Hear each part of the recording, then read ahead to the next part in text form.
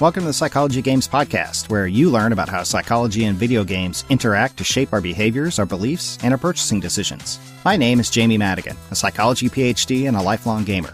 I write, podcast, and lecture about this stuff on psychologyofgames.com, and I'll be your host.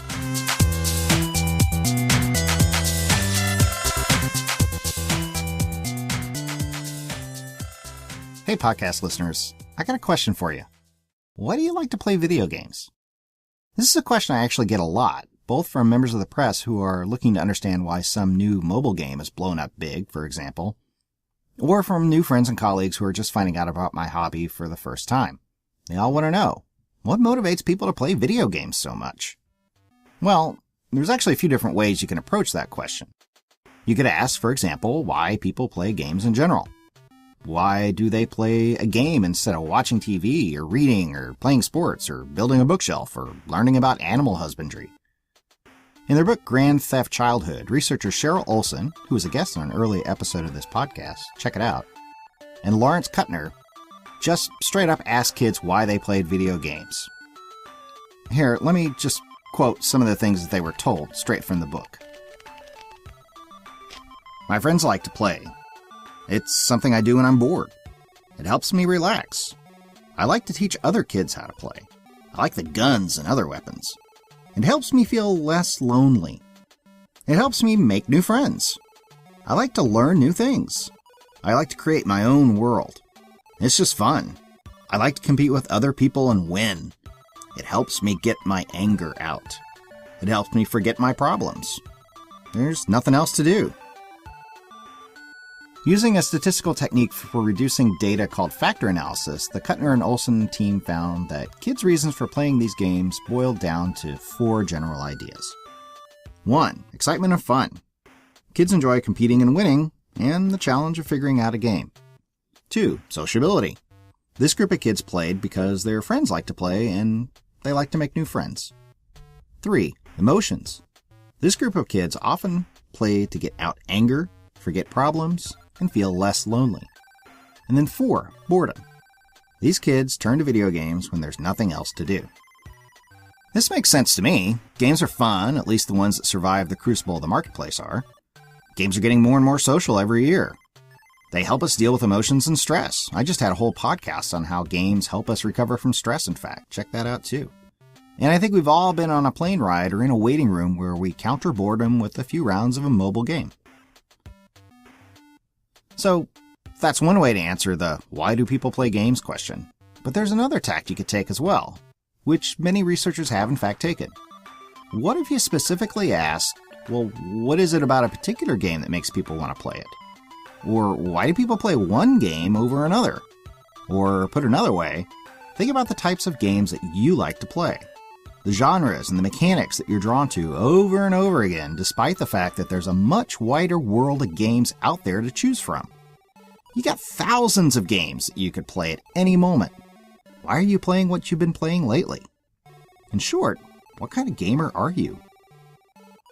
The idea of player type has been around for a while now.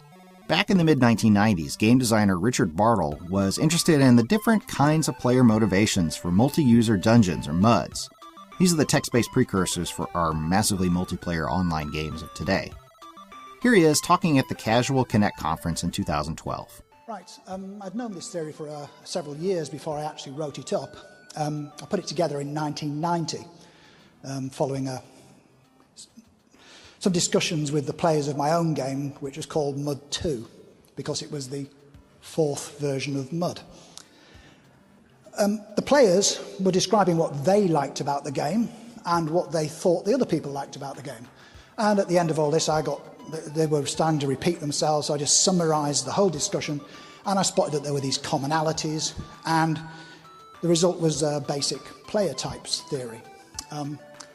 This says that there are 4 types of people who play virtual worlds, MMOs, for fun. And these are achievers, explorers, socializers, and killers. So if you've heard of those, that's because that's what I call them. Bartle's 4-part taxonomy caught on, and it's still talked about today. Killers, he said, want to compete with other people. Socializers play to interact with others in less violent ways. Explorers get joy from finding new areas or from story material, and achievers just generally seek to make numbers go up. As much sense as these make, Bartle's initial methodology wasn't particularly scientific, or as empirical as we usually want. But other researchers seized on the idea of gamer types and how different people are motivated to seek out and keep playing certain games based on their experiences that they have to offer. These researchers wondered what they would find if they took Bartle's idea of player types, but let large amounts of data from carefully designed measures do the talking. Could you figure out what it is about particular types of games that keeps players coming back? Could you even talk about specific game mechanics, design principles, and systems, and know how they're appealing to one type of person but not another? Ooh, and would such a model of player motivations exhibit what psychologists call convergent validity, such that these motivators relate to other psychological constructs like player personality in ways that you would expect? Well, we do consulting projects for game companies where we look at their in-game data and run surveys of those gamers' motivations and personalities. We decided to see if we could come up with a empirically, statistically based model of gaming motivations using large-scale survey data, but to gather the data using a semi-viral app. Turns out, yeah, you can totally do that. That's what we're going to talk about with our expert on this episode of the Psychology of Games podcast.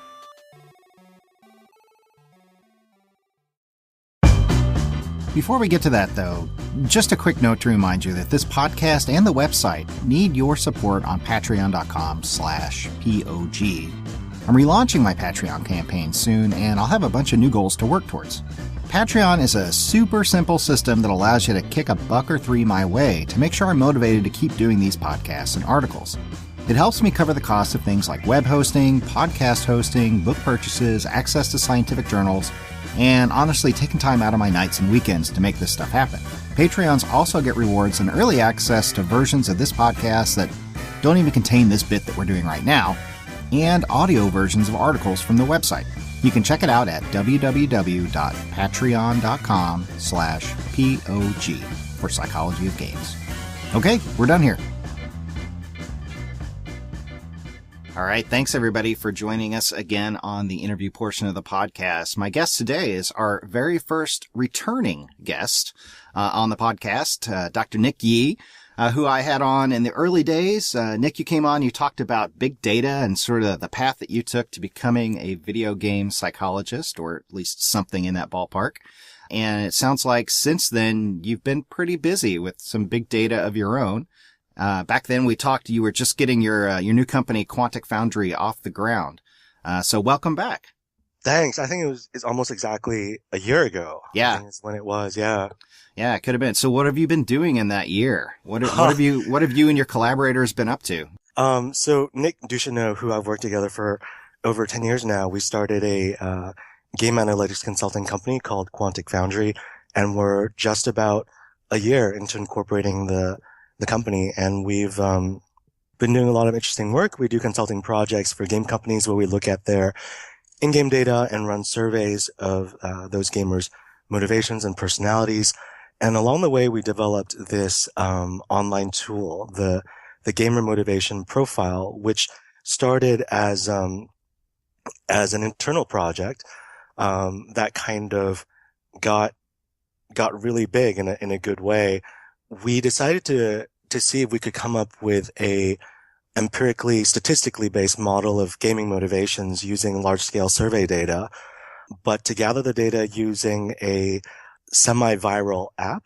So gamers should come and take a 5-minute survey, and they get a customized, personalized report of their gaming motivations.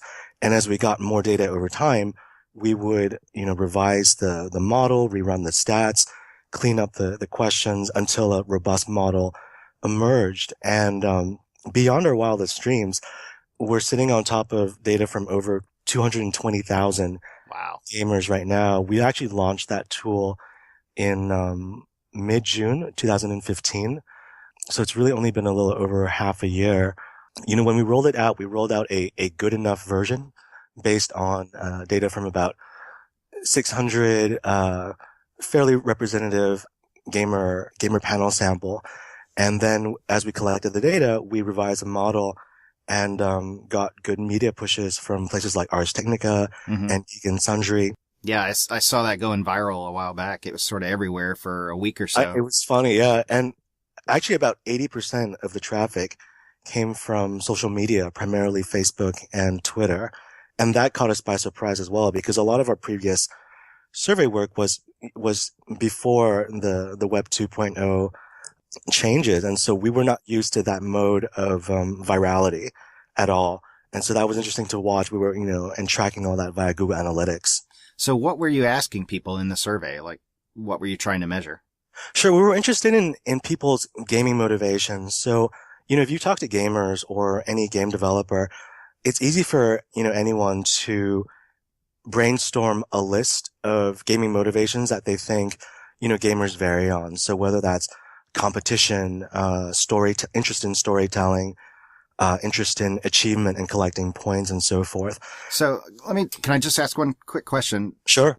The term motivation gets used in a lot of different ways. So it does, right? Especially in the context of video games, a lot of the research on motivation might be like asking people why they play games, and they might offer motivations like, well, to escape from reality, or to deal with stress, or to have fun, or to spend time with friends. But it sounds like the way that you're using motivation here is a little bit different. It's almost like it's the answer to why do you like to play the types of games that you do? Yeah. And yeah, thanks for bringing this up. So the way we conceptualize a term, has always been more of the underlying reasons that drive your behaviors, within a game, or how you choose a game. So, and it's, I think I'd rather hinge it more on the behavior. So there's certain things that are preferences that we don't consider part of our model. So people who care about like the theme of the game, whether the game is medieval versus sci-fi, to us, that's not a motivation. That's something else. That's a thematic preference, but it's things that change the way you behave and play the game, because it's what you enjoy within the context of the game. Okay. So whether you're someone who chases the points and levels versus someone who's more laid back, someone who likes, interacting in a game versus wanting a more independent solo experience. I guess the other way I would differentiate it is there's also the sense of motivation as, universal, human needs that applies to everyone, at the same time. Whereas I think we focus more on the motivations, the preferences that differ between people, that we can use to profile people as, the individual differences. Okay. And it largely has to do with things they like to do in a game. Exactly. And that must tie at some level to the types of mechanics that exist in a game, or the types of technologies that they're using. Exactly. And that's part of the reason why we, use this conceptualization of motivation. We wanted a more direct link to game designers and game dev, that we could, once we come up with these profiles, we can have a more direct link of what these mean in the gaming context. So you have these different types of motivations. You kind of going to want to walk us through what you found when you looked at the data? Like, what are the different motivations?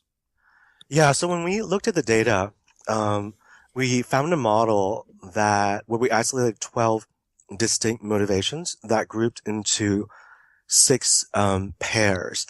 So under the action prong are people who like chaos and mayhem, the destruction bit, in fast-paced action gameplay with a lot of surprises and thrills. So the excitement bit. So action is destruction and excitement. Under the social prong are both competition and the appeal of social interaction and being in a team. Mastery is about long-term thinking and planning, whether that's challenge, practicing and mastering content, or strategy, the appeal of thinking and planning ahead. Achievement are different ways of getting points in the context of the game, whether that's points for the sake of the points itself, so completion, collecting things, completing all the missions, or power, in the sense of leveling up your character as quickly as possible, developing a powerful character, getting powerful equipment and gear. There's immersion, different ways of becoming embedded into the story, whether that's the sense of fantasy, being someone else somewhere else, or story, which is being engaged with elaborate plots and interesting characters with backstories. And then finally, creativity, which is different ways of making the game your own, whether it's design, customizing your avatar, a city, expressing yourself and your individuality in the context of the game, or discovery, which is playing the game in the broadest sense of the word. So these are the people who might swim out to the edge of the ocean in World of Warcraft just to see what happens. They like to explore and tinker with things. So in a nutshell, that's what the model looks like that we're working on. And so everything that's in the same prong, those motivations are highly correlated, and motivations across the different prongs are less correlated. Okay, so by prong, you mean like the action prong includes both destruction and incitement, and the achievement prong includes both competition and power, for example. Exactly. So for any listeners out there who are furiously scribbling down notes, they could go to, I think it's quanticfoundry.com/blog. Is that the right URL? Yeah, and then we've got a lot of the data posted there, and there's one that's titled, I think, like a handy reference chart or something. And so you can the chart there. And I'll include links to those in the blog post for this podcast for anybody that wants to go check those out. And you have, much more detail than we could probably reasonably get into in a audio format, about all this stuff there. So anybody that's curious can follow it up there. Okay. So that makes sense. That seems like that covers a lot of ground and a lot of the basics, right, in terms of things that people like to do and things that they might be attracted to do or attracted to in games. So like, where did these types come from? Because, it makes me think like going all the way back to like Bartle, right? Types. Yeah. And then you actually had done a lot of research around, MMOs, massively multiplayer games, and types. So is that the lineage that this all comes from or what? Well, so for this model, what we did was, we did a literature review of, academic papers and industry white papers on gaming motivations. So whether, people call them gaming motivations or player taxonomies or models of fun, we actually went and did this big matrix of what people had come up with in the past and the motivations that they had proposed, and essentially did this big matrix checklist, of the motivations that we could extract. And we created the pilot inventory items, the survey items, based on those proposed motivations, and essentially used factor analysis, which is a statistical technique to see how variables cluster together, and kind of threw everything in the same pot and use factor analysis to mix it around and see what model came out. So factor analysis is a statistical method that, like, if you give a survey to a whole bunch of people, you can see, oh, well, people who tended to answer this way also tended to answer this way. And these sort of responses tended to clump together. So maybe they're like actually the same thing or highly related. Exactly. So, as an example, people, we found that people who say they like, fast-paced gameplay, they also tend to say that they want a lot of surprises and thrills in their video games. Mm-hmm. And those things correlate to such a high degree that the factor analysis then suggests this should be thought of as its own there's an underlying factor that's being expressed in these survey items. And so the factor analysis identifies those core factors that structure the data. So were there any big, types or motivators or taxonomies that sort of fell out and were not supported by your analyses? Wow. Well, let me pick one. So I think a lot of times people, aren't sure about competition and collaboration. Are they the two ends on the same spectrum that, the more competitive you are, the less you care about social interaction and community? Or are they, two separate things and they're independent of each other? I had, been of the mind that they were independent things. And that's what we had found earlier in the MMO centric taxonomy, that they came out in separate, columns. But here in the general gamer motivation model, they actually correlate positively. So people who like competition also tend to like teamwork. And it kind of makes a lot of sense in the context of a lot, the MOBAs and a lot of the team-based FPSs. There are a lot of games, of that gameplay, sensibility. So that was interesting, whereas, in some of the previous models, they were proposed as being like kind of polar opposites. You had people who were more, competitive and gung-ho, and those who were more, social care bears. So it's interesting to see how they really aligned on the same factor. Yeah, that's interesting. That's not one that you would look at and automatically assume that they would be related to that degree. And I think that's really the case for a lot of these motivations, that when, you lay it out, in this model, a lot of people look at it and say, yeah, that makes a lot of sense. And I think that's the really good thing, that a lot of these, motivations resonate with existing models. But I think a lot of those underlying intricacies of, like, again, competition community, that we could have been in a room without data, and, we could have been arguing about this all day. Mm-hmm. And I think that's really the benefit of having the data and really being able to know where the correlations are and are not. Okay. So somebody who went and took the survey, and they could go to quanticfoundry.com right now and take it, right? And sort of get some results. Like, what would they get if they took it? What's in the report?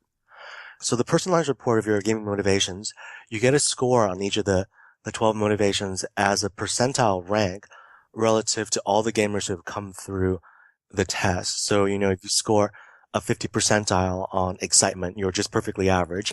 And then if you score on 90% of excitement, you score higher in excitement than 90% of the gamers in our sample. So you can get this graphical, chart and the descriptions of how you compare on these 12, broad motivations, against other gamers. Okay. And what is your type? What does it tell you when you go take it? No. So I think for a lot of people, they'll score high on a couple, low on a couple, and the rest will be just average. If you take personality tests, that's often how it comes out as well. Mm-hmm. So for me, I score high on strategy, but not challenge. So I like, thinking and planning and making complex decisions in games. That's what I do in my work, and that's what I do in my games. But I usually shy away from, high difficulty, because by the time I'm home from work, right, I'm too exhausted to, take on a really challenging, gameplay experience. But I like, a moderate amount of thinking and planning. And then, the other thing that I score, really far away from the average on is social, that I usually don't play games that are multiplayer. I prefer solo strategy experiences. Okay. Yeah, I took it a couple of days ago, and it looks like I've got real high on achievement and high on creativity and real low on like immersion. And the others I'm kind of at the 50% mark on. Right. Which kind of makes sense. And I like to do everything in a game. I like to really get into games and sort of tick off all the quest log, and I like customizing stuff, and I like being creative and in what I create and how I look to other players. So makes a certain amount of sense. Cool. So you have these 12 factors. What other types of analyses did you do? Yeah, we've been going through the data in a variety of ways. We've looked at how they correlate with personality factors, like with the Big Five. So the Big Five is a standardized model of personality differences in psychology research. And so we took a look at how our factors correlate or did not correlate with personality. So one of the things that we found, for example, was that the motivations in the action and the social columns, so those are destruction, excitement, community, and competition, those correlate highly with the factor of extroversion in personality psychology.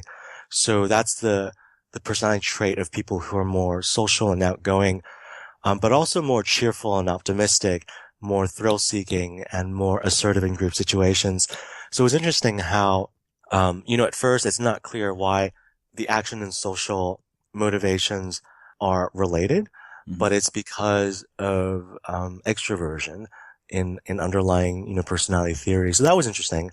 And so, for example, we also found that the motivations under immersion and creativity, those were highly correlated with the personality trait of openness to experience, which is how imaginative and curious and unorthodox you are.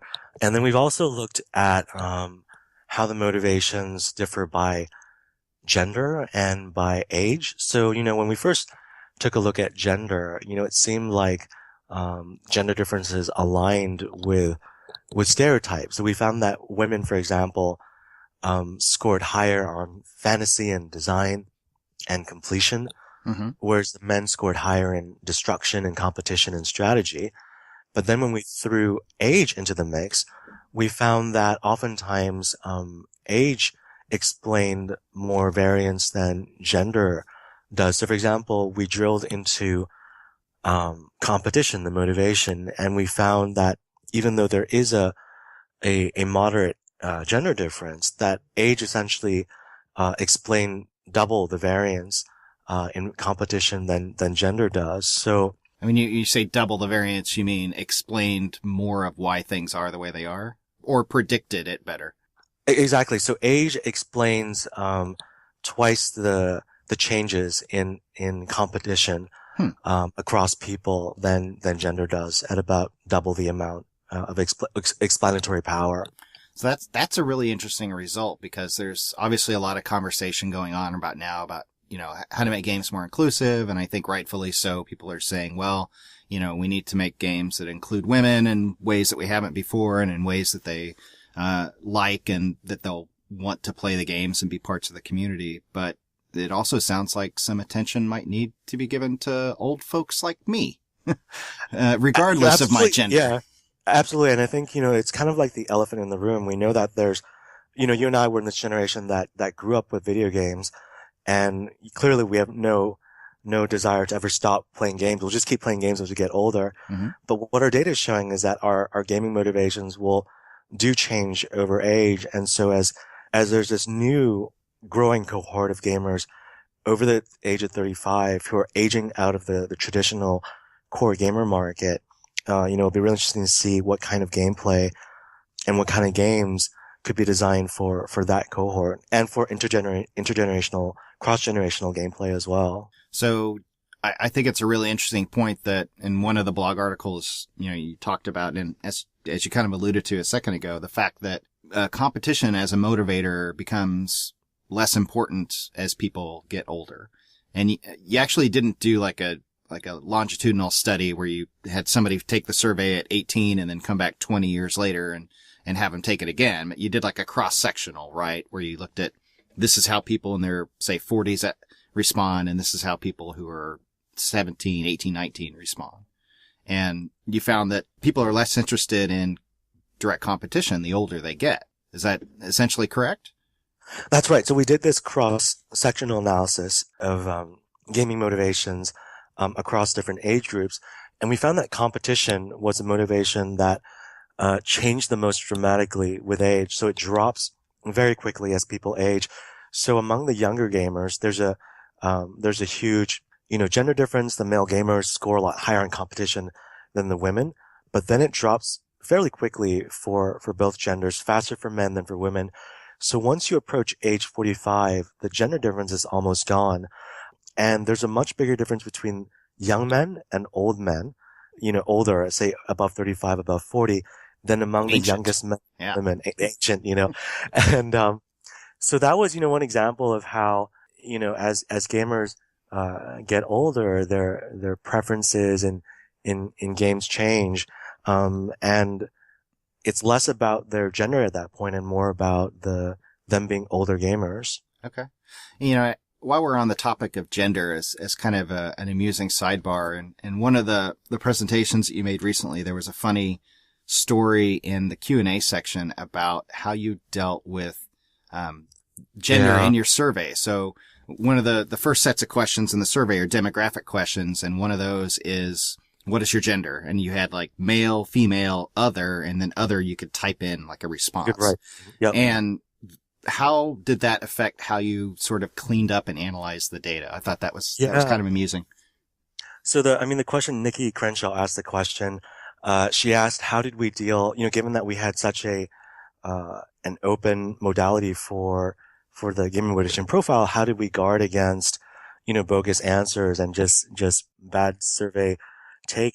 And, so that's where this whole gender discussion came in. And so what happened was, like you said, gender was the very first question in the survey, and we provided a non-binary option, and it was a write-in, response that you could check, other, and then write in, a non-binary response for gender.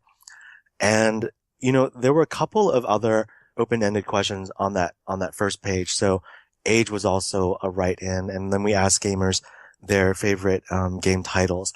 And so, those turned out to be really good ways of catching people who are not taking it seriously. So people who put down, attack helicopter as their non-binary gender, Right. or people who, who sworn, some of the other, open-ended text fields. So it became this kind of, this unintended honeypot, Yeah. for weeding them out. And then we did other kinds of, basic, psychometric filters. I'm wary of, because I'm aware that there's an arms race in all this. I'm wary of like being very specific about what they are. But people who are familiar with doing surveys, there are a variety of kind of psychometric, statistical filters that it can put in that can filter out other kinds of bogus responses. But especially when you have 200,000 people to work with. Yeah. Yep. Yeah. That's interesting. So kind of circling back to the personality stuff, which I found really interesting. So you found that some of the big 5 personality types correlated more with the motivation types than others. You found, for example, that like neuroticism and agreeableness didn't really have any strong correlations. And so That's correct. Neuroticism is, sort of like emotional stability and like whether you're typically nervous or calm, and agreeableness is pretty much what it sounds like how pleasant or are you and how well do you get along with people. So why do you think you didn't find any relationships there? Well, so what we found was, at a broad level, we found that neuroticism was negatively correlated with strategy. So that was one place where it negatively correlated with. And then agreeableness was positively correlated with community, but not at all with competition. So, they kind of play much more secondary roles. So our thinking is a couple of things, that the big 5 personality traits, as you move into different contexts, may be expressed in different strains, right? So there's no reason why the big 5 needs to always be equally expressed in every given offline or real world context. So, we've been working a lot with in healthcare, and in healthcare, conscientiousness is the big player because so much of your medical health outcome is based on how well you can comply with a medical or health regimen. Okay. So in healthcare, conscientiousness is a really important trait. So it could just be that in the context of gaming, it's really extroversion and conscientiousness and openness, that have, significant game expression markers. So that's one reason. The other reason is that we simply, fail to include the motivations that are, important expressions of neuroticism or agreeableness.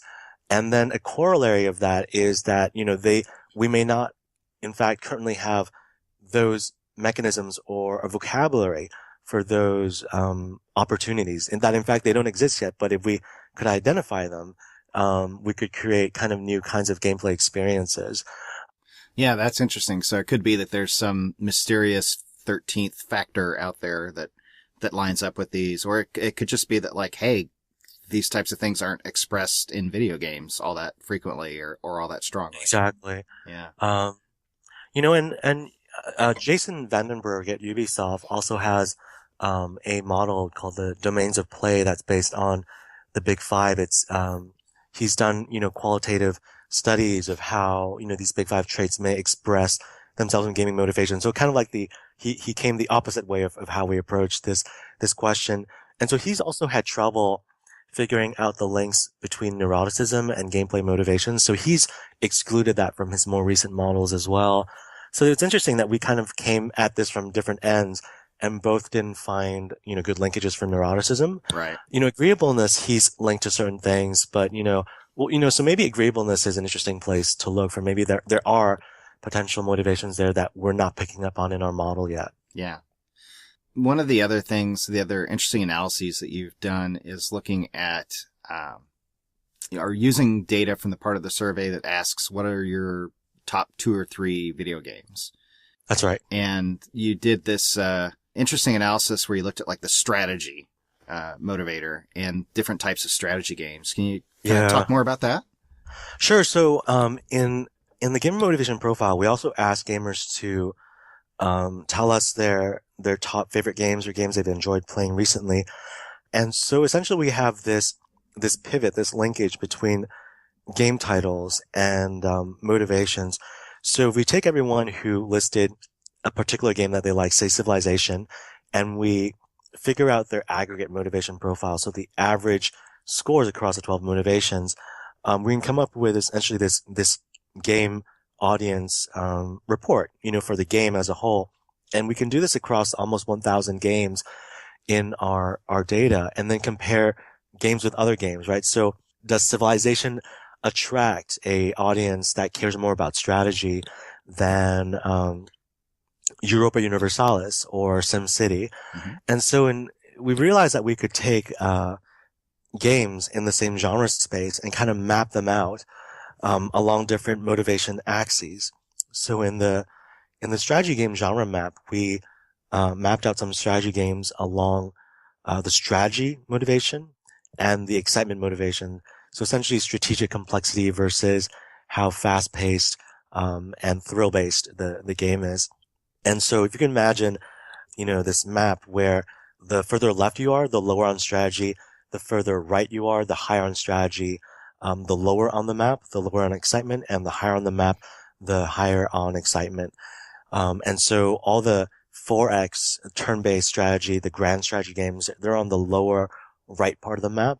A lot of the MOBAs, they're on the top left part of the map. Mm-hmm. And the old school RTSs, Age of Empires, Command and Conquer, they're about in the middle part of the map. One thing that was interesting when we plotted that map out, and we have the map on the blog for your listeners who are interested in. And I'll definitely link that. Cool. One thing that was interesting was that the upper, right kind of diagonal quadrant of the map was essentially empty. And in hindsight, we're like, why is that? So meaning that there are no games that are extremely high on strategy and extremely high on excitement. Okay, gotcha. Right. That, there was no game that attracted an audience, with that kind of aggregate profile. And, we kind of realized in hindsight that it was because, if I have a game that, we all go, playing a video game is like, in the strategy genre has a lot to do with the cognitive resources you have available, in your head. That if I make a game that's really complex in terms of the decisions that you have to make, the information that you have to parse through, and the complexity of the rules in the game, I have to kind of give you time to think through that decision, let you, take your turn, perhaps even let you pause your game, because otherwise it becomes way too stressful to play a game like Civilization or Europa Universalis in real time where you cannot pause a game and there's just a deluge of information. Right. People aren't smart enough to be able to handle that much decision making Exactly, and information. that you'd have to be an AI to handle that amount of information and that, that decision complexity. And so there's this kind of trade-off between how fast and real time the game is and the amount of information that you can process and the resources that can take up in your head. So there's essentially this diagonal of this trade-off, right? That at the fastest gameplay, your gameplay is more reactive. It's more about rules you've already learned rather than decisions you're making on the spot. It's more reactive rather than strategically complex. And so there's this trade-off, and that's a trade-off that we found. And so there are games, that are near that edge. But our assumption, our hypothesis is that it's not possible for a game to be very far from that edge, because then the majority of gamers won't find it fun. It'll simply it would be like asking you to take the SAT in half the time. Mm-hmm. And it wouldn't be fun for the majority of gamers, and therefore gamers wouldn't list that game as a game that they would enjoy, and it wouldn't show up in our data. And it wouldn't succeed in the marketplace, presumably. Exactly. And it was interesting, we also saw that, if you're above the average on excitement and close to that edge of cognitive threshold, that's where a lot of the popular esports games are, like Dota, StarCraft, League of Legends. That was a space that they were in, that they're challenging for a lot of gamers. But enough gamers have played them to understand and to find the gameplay appealing to watch and spectate. Yeah, what I thought was really interesting is that in addition to the big no man's or, blank area at the top right of the graph, there's also a similarly blank section in the bottom left where things are not, they don't have enough demands cognitively and they're not exciting enough. And that once you sort of block that off as well, what you got is something that looks an awful lot like a psychological flow channel, right? Where it's like these are the sweet spot. They're challenging but not too challenging, and they're exciting, just exciting enough but not overwhelming. Yeah, because I think part of what's happening is that in terms of strategy, since you're in the strategy genre and you're looking for some sort of strategically appealing experience, there's a lower threshold, right, beyond which the game's simply not strategically interesting enough to fit in the strategy genre. Mm-hmm. And then there's this band, like you said, of kind of the acceptable balance between strategy and excitement. And then there's the threshold, the cognitive threshold beyond which it's too frustrating for most people to play. So there's this kind of wide sweet spot of where the games fall in that genre. Okay. So let me ask you a couple of curveball questions. Curveball, okay. Yeah. So, well, the first one may be kind of easy, but it is essentially that does this type of analysis in the tool that you've developed have applications as like a game recommendation engine or system? Like, could you use this to find out what other types of games that I might be interested on based on my responses to the survey? Yeah, so we have this this experimental algorithm that we keep tweaking on the website. So if you go to our website and take the motivation profile, it's apps.quanticfoundry.com/lab. And so we kind of list out the flow that you can take the gamer motivation profile and then hop on over to the game recommender. So what we do is we take your gamer motivation profile and we find the 1,000 gamers in our large data set that are most similar to you in terms of their motivations. So your 1,000 closest neighbors. Mm-hmm. And then we tally up the games that they listed as their favorite and games that they enjoyed playing. And then we do, a ranking and adjustment to provide recommended games for you based on your motivation profile. So we have that system, available on the website. We also have that one step further, which is if you and your friend both take the profile, you both get game recommendations, and we can do the Venn diagram of game recommendations of the games you like, the games they like, and the games you would probably both like playing together. So those are just kind of the gamer facing analyses and applications that we've been playing with. The other kind of curveball question, or that just sort of occurred to me, is that there are other gaming activities besides playing a game, right? So one of the things that people are really into are watching esports, watching streamers on YouTube and Twitch and the like. Do you think that your model has any application there? I mean, are those motivations just like doing the things within the game?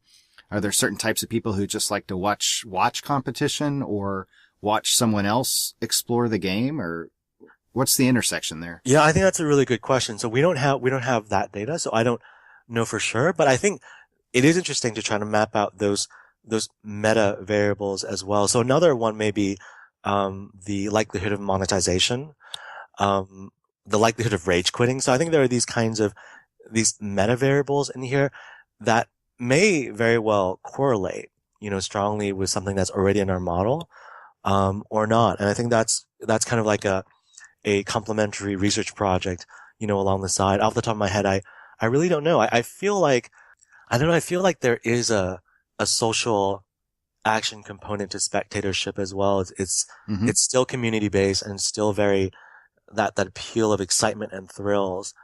So I suspect that spectatorship would be correlated with action social. There you go. There's version 2.0 of your tool. Yeah. There. But I think, it'd be interesting to just come up with a taxonomy of those kind of meta gameplay, behaviors as well. Yeah. Okay. So what's been the general response to your research? Are people digging it? Yeah, I think, the motivation model and profile resonates with a lot of people, and the way we have it set up is appealing in terms of, people being able to compare their profiles against, their friends or other gamers. We're right now trying to figure out how to turn this into actionable insight for gaming companies, essentially.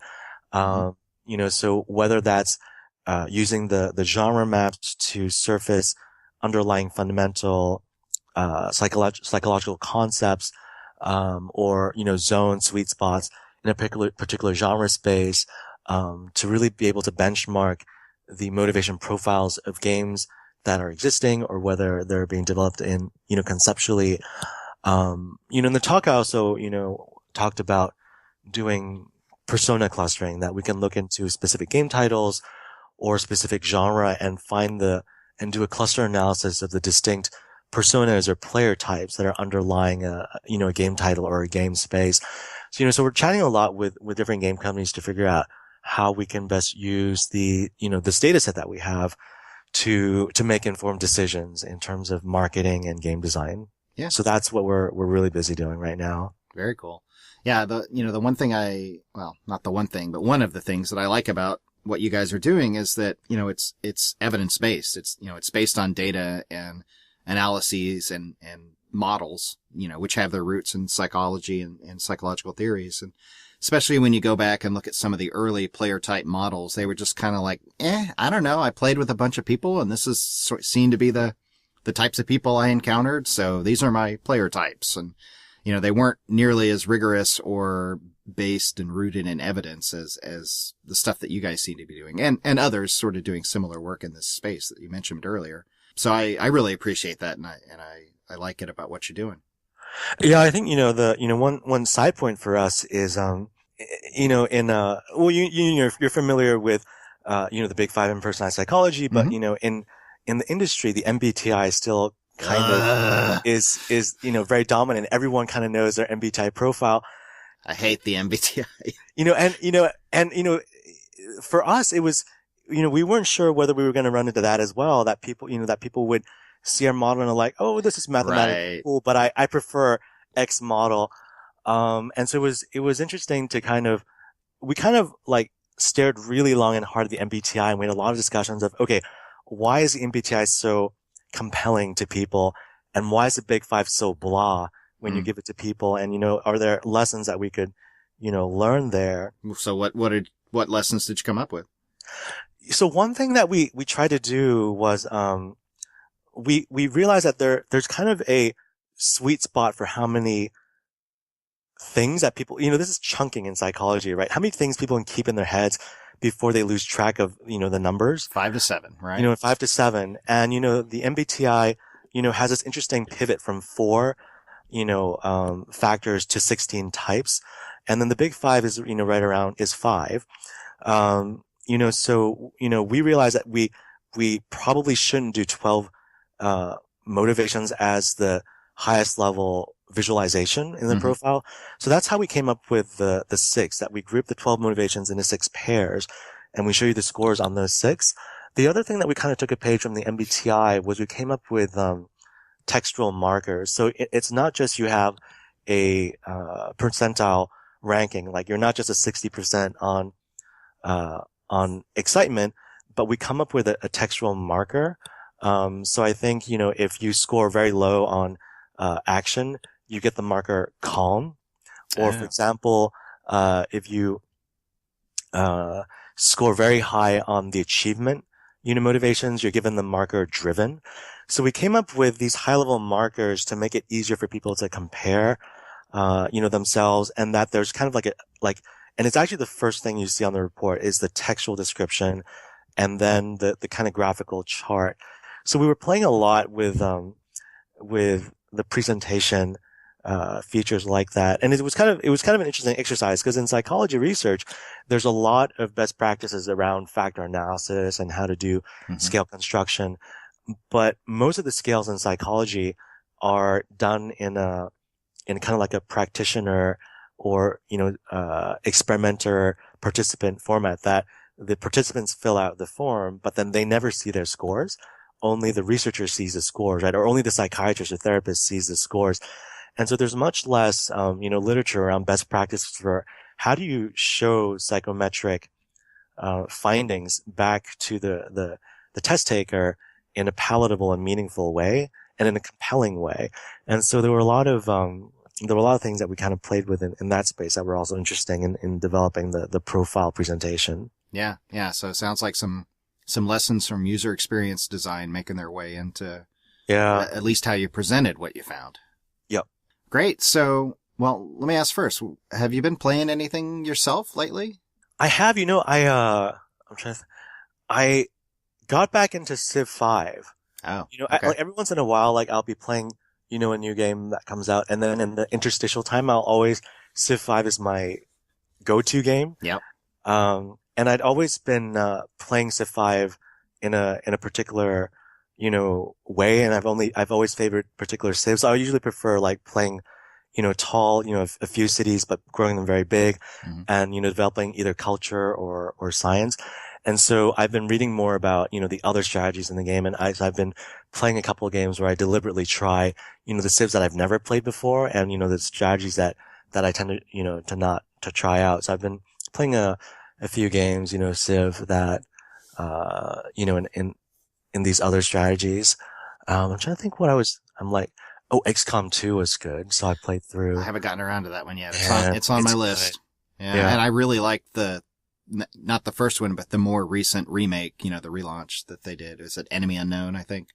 Yeah, that one was good.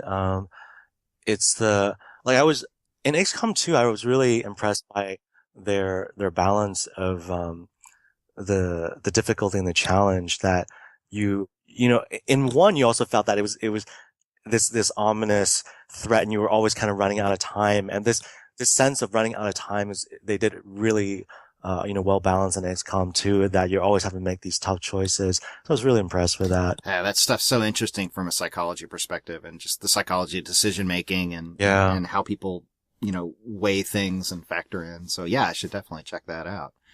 Yeah, I'm kind of waiting for Dark Souls 3 to come out in North America. So I kind of put everything else on hold, clearing my plate for that. Huh.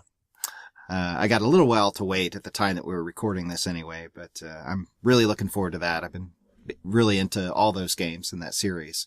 And I want to dive in and sort of learn with the internet all about it and how to win.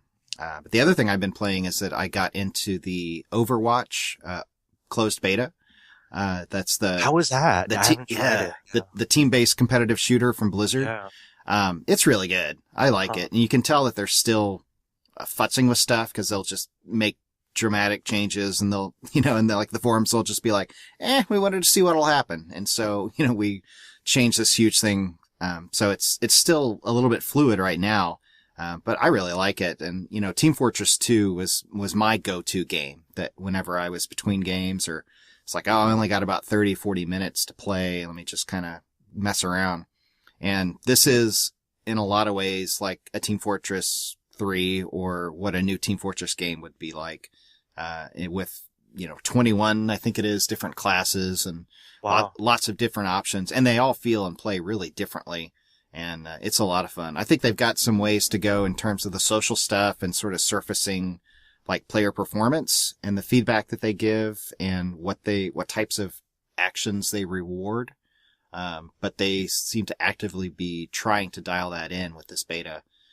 So I'm definitely, sold. I'll buy the copy when it comes out. And Very interesting. What's the balance like in terms of how casual friendly it is versus how hardcore it is? It seems to be pretty good. I mean, you go on the forums and you see people complain about pickup groups, but those, any like truly hardcore competitive person is going to complain about that, and probably legitimately so, given the level of play that they are looking for. But I don't tend to have any problems with pickup groups and just kind of jumping in. The game does a fairly decent job of saying like, hey, you've got too many snipers, and you need like a healer class, and you need a tank class. And most of the time, people, when they see those warning messages come up during the hero select process, will change. And so you don't have like 3 snipers most of the time. Or at least that's been my experience. And I've found that, being willing to change will have a big impact on how well the team plays. Because there's 6v6. So you don't have a lot of wiggle room for duplication of effort or roles. And so people seem to be pretty willing to change. And a lot of those classes are fun to play anyway. So yeah, I'm looking forward to it. Interesting. Yeah. Huh. So it's not nearly as complex as like your League of Legends or your Dota 2s that have 100 plus heroes to deal with. Right. Yeah. But it's getting there. And who knows what their business model will be. It could be that they, roll out additional classes later on. They kept that stuff pretty close to the vest. Yeah. So great. Well, thanks for coming on and talking. I don't want to keep you too long. Just where could people go on the internet to find out more about you and everything that we've talked about so far? Where would be the best place to go? QuanticFoundry.com is the best place. And then from there, you can hop over, there's the navbar link to the lab, which is where the Gamer Motivation profile is, or the link in the navbar to the blog, which is where we share a lot of our findings. Awesome. Okay. Well, thank you again for coming on and talking with us again. Maybe I'll have you on in another year. And, we can make it a yearly thing. That's right. Yeah, thanks so much for having me on. Yeah. Little anniversary podcast. There you go. Well, I appreciate it. Thanks. All right, take care, Jamie. All right. Bye. Right. Awesome. Thanks, everybody, for reaching the end of another episode of the podcast. I hope you enjoyed it. If you're not able to support me through the book or through Patreon, no worries. Not a problem at all. But there is something you might be able to do that only takes a couple of seconds and costs nothing at all. You can go to psychologyofgames.com/podcast. And there you can find links on where to subscribe to the podcast, to give it a rating, and to follow me on social media like Twitter and Facebook. So make sure that you go check that out before the next episode comes out. Thanks, and I will see you next episode.